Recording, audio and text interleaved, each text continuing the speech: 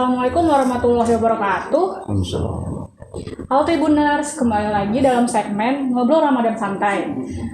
Kali ini saya sudah bersama dengan Kiai Ahmad Athoillah. Beliau adalah Ketua Bidang Fatwa MUI Kabupaten Bogor, sekaligus pimpinan Pondok Pesantren Darul Wafa di Kabupaten Bogor. Untuk menunggu waktu berbuka puasa, kali ini saya akan berbincang santai dengan Kiai Ato.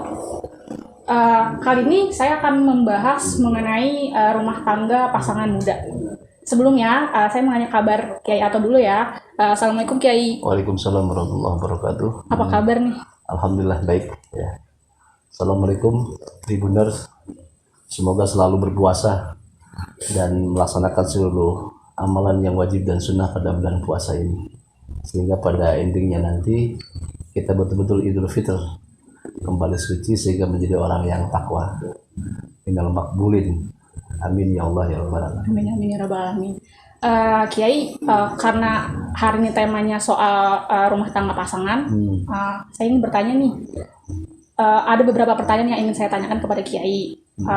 Yang pertama ini, saya ingin tahu bagaimana sih caranya menjaga hubungan rumah tangga itu agar tetap harmonis, tapi tidak mengurangi pahala di bulan Ramadan. Iya. Ya, segala yang dihalalkan di luar puasa menjadi haram. Seperti halnya minum dan makan kan halal. Nasi milik kita ya halal kita makan, tapi dengan puasa menjadi haram. Haram untuk dimakan karena membatalkan puasa. Karena definisi puasa sendiri itu kan menahan makan dan minum, dan setiap yang membatalkan dari mulai fajar sani sampai kepada terbenamnya matahari. Nah, bahkan pada awal mula Islam itu pengharaman makan minum pun berhubungan suami istri itu pas Isya, itu setelah Isya di op semua nggak boleh.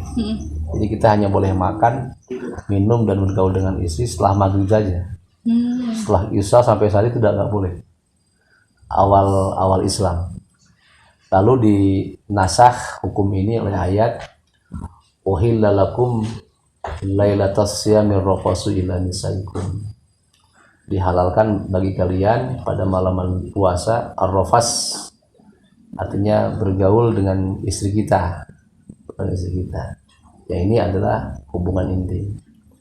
Nah, kalau di siang itu terus, bahkan ketika kita membatalkan puasa dengan berjima, itu kifaratnya kifaratul uzma. Selain wajib mengkodo juga wajib kifarat. Kifarat itu memerdekakan budak. Kalau tidak ada budak seperti saat ini ya puasa kifarat 2 bulan berturut-turut dari 1 kali berbuka itu. Kalau tidak mampu juga karena sakit dan lain sebagainya, maka diperkenankan baginya bersedekah kepada 60 miskin, masing-masing miskin 1 mud, katakanlah 1 liter beras. Jadi yang diharamkan itu jimanya saja. Bagaimana yang lain, yaitu mengurangi. Apalagi dengan syahwat, menyentuh, memeluk, mencium dan sebagainya. Itu mengurangi. Tapi baiknya dihindari semua. Itu kan halal, menjadi halal untuk kita saat kita puasa. Tapi yang membatalkan tadi hanya jimanya tok ya. Tapi untuk yang menyentuh dan sebagainya itu perkara-perkara yang mengurangi nilai puasa itu. Nah, terkait sama tadi kan kalau misalnya kalau hanya menyentuh kan boleh, tapi kalau misalnya kita lagi tidur siang nih sama suami atau istri itu di rumah tuh seperti apa tuh, Pak Ustaz? Ya, hindari untuk bersentuhan atau menikmati tubuh istri kita atau istri pada suaminya, itu dihindari. Halif sekalipun dengan memandang umpamanya itu. Kita menjaga itu semua. Jadi puasalah full. Puasa mata lah, puasa semuanya gitu. Ya, puasa. Maka kita teristighol, tersibukkan dengan baca Al-Quran. Itu dengan istri loh. Iya. Dengan istri. Ayo. Lalu selanjutnya berarti kira-kira batasan-batasan apa aja nih yang bisa dilakukan oleh pasangan suami istri ketika ya cukup bercakap-cakap mungkin ya. Bercakap-cakap. Nanti aja tunggu malam lah. Panjang kok. Tunggu malam. Dulu malah dibatasi kan, tadi saya sudah jelaskan bahwa para sahabat dulu itu hanya diperkenankan ya setelah maghrib saja. Setelah isya itu dilarang. Maka alimallah annakum kuntum takhtanuna anfusakum fataba alaikum wa afa ankum fal ana bashiruhunna wabtagu ma kataballahu lakum. Kulu washrobu hatta yatabayyana lakumul khaytul abyad. Diboleh makan minum bersenggama dengan istri kita sampai terbit fajar. Terbit fajar yakni sampai datang waktu imsak atau subuh. Setelah itu udah stop semua. Jadi kegiatan istimta atau bermesraan dengan istri itu atau dengan suami kalau istri itu ya. Nanti di malam hari aja cukup. Seperti halnya kita menikmati makanan, minuman. Nah, itu di waktu malam hari saja. Berarti batasannya sama ya, Ustadz, sama seperti makanan minum. Sama seperti kalau minum. Jadi apa yang halal menjadi haram di saat puasa. Gitu. Lanjut sama yang tadi, berarti kalau untuk mandi junubnya sendiri tuh kapan Ustadz waktunya? Kalau jadi kalau pikir begini ya, mandi junub itu ya boleh setelah subuh pun boleh. Siang hari kita mau subuh baru mandi, tapi afdolnya sebelum subuh kita sudah selesai mandi, karena khawatir waktu kita mandi ada sesuatu hal yang masuk ke rongga kita, apa hidung atau telinga ataupun mulut atau kemaluan kita itu. Nah, kan nanti di anus kita saja itu walaupun waktu saat nggak buang hajat kan di dalam, tapi waktu dibuang hajat dia nampak di luar, itu bagian luar yang waktu adus kita harus tercuci. Nah, maka dikhawatirkan ada itu, maka para ulama menyarankan melakukan adus junub di sebelum imsak. Tapi kalaupun subuh tidak apa-apa, yang penting bisa menjaga nggak ada air yang masuk ke rongga kita. Gitu. Berarti waktu setelah subuh berarti diperbolehkan. Diperbolehkan.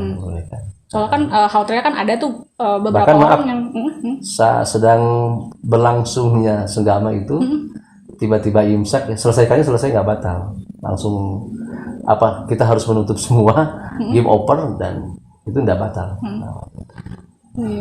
Ya, soalnya kan ada juga kan Ustadz, ada yang mungkin ada beberapa orang yang kondisinya dia nggak bisa mandinya tuh ketika pas lagi subuh gitu, jadi entah khawatir sakit atau segala macam kan ada. Boleh nggak apa-apa, boleh.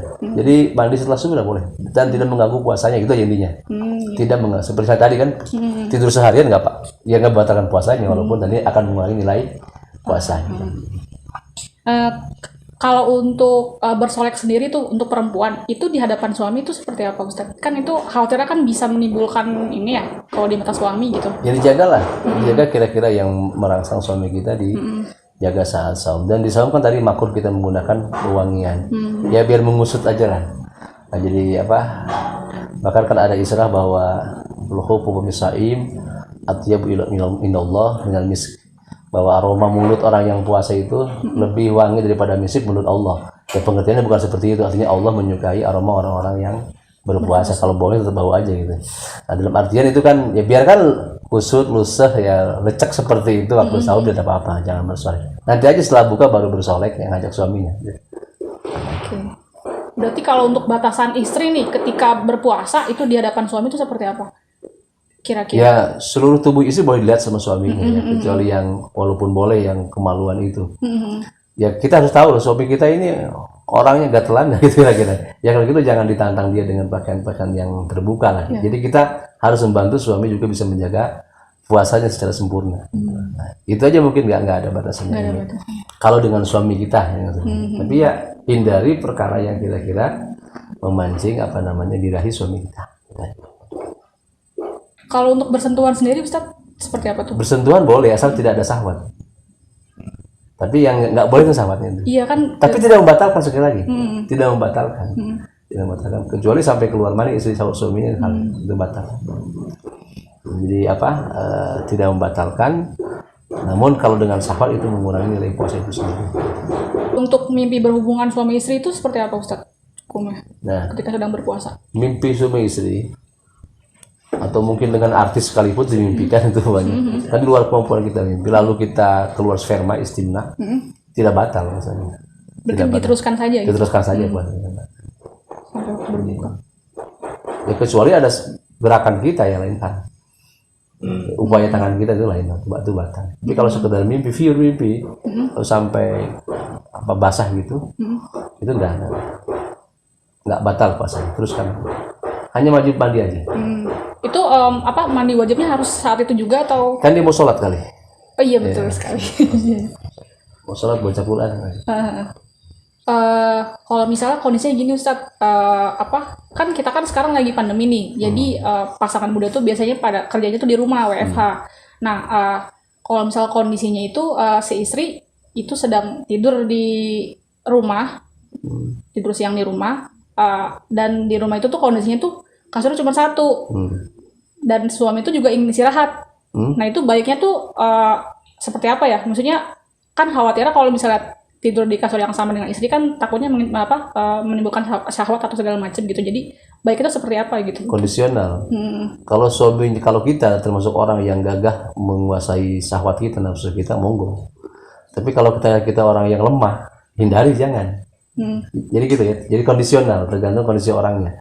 Jadi jika kita adalah orang yang mampu paling menguasai diri kita, ya monggo tidur dong, kita nggak ngapa-ngapain, gitu kan? Atau mau di situ pun nggak ada syahwat, teman. Tetapi kalau kita termasuk orang yang nggak kuat nahan syahwat, ya hindari itu. Jangan menceburkan diri kepada hal yang mencelakakan puasa kita. Berarti istirahatnya di tempat lain kalau yang kondisional, kondisional tergantung. Jadi kalau dia sekali lagi kalau dia orang yang mampu menguasai dirinya, ya monggo. Kalau nggak mampu ya jangan dong. Malah kalap nanti jangan. 12. Kalau untuk berhubungan suami istri sendiri, Ustadz, ada nggak sih waktu-waktu terbaik itu di bulan Ramadan? Gitu. Ya malam itu tadi. Jadi kata Allah, basyiruhunna wabtagu ma katallakum, sampai ke habis fajar tadi. Jadi waktu baik itu waktu yang diperbolehkan sama Allah. Dari maghrib sampai ya imsak itu kita boleh. Jadi apakah mencari untuk memuaskan diri kita atau untuk mencari anak yang ditakdirkan oleh Allah, ya monggo. Yang terakhir Kiai, paling saya ingin meminta Kiai untuk memberikan pesan nih kepada pasangan-pasangan muda maupun yang sudah tidak muda lagi gitu, untuk bisa maksimal beribadah di bulan puasa Ramadan.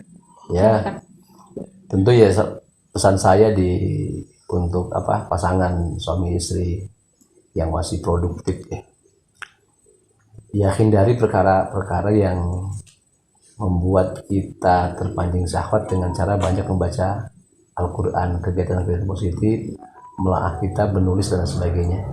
Itu mungkin, atau ya kerja sosial dan sebagainya. Nanti kita di kasurnya malam hari aja. Itu aja mungkin ya. Mudah-mudahan makbul puasanya. Amin. Sekian ngobrol Ramadan santai kita pada sore hari ini. Semoga bermanfaat.